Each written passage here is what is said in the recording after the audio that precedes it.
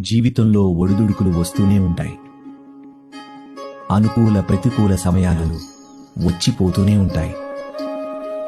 కానీ మన కుటుంబం మనకి అండగా ఉంటే కష్ట సమయంలో కష్టాలను సహించే శక్తి, అలాగే సుఖాలను కుటుంబంతో పంచుకున్నప్పుడు ఇంకా సుఖం వృద్ధి చెందుతుంది.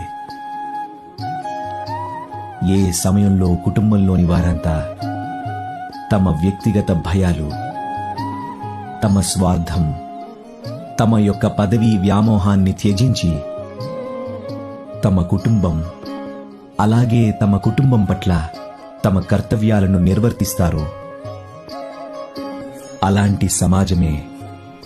అలాంటి సమాజమే ఉన్నతిని సాధిస్తుంది. అలాంటి సమాజమే మానవత్వానికి ఉదాహరణగా నిలుస్తుంది. అలాంటి సమాజమే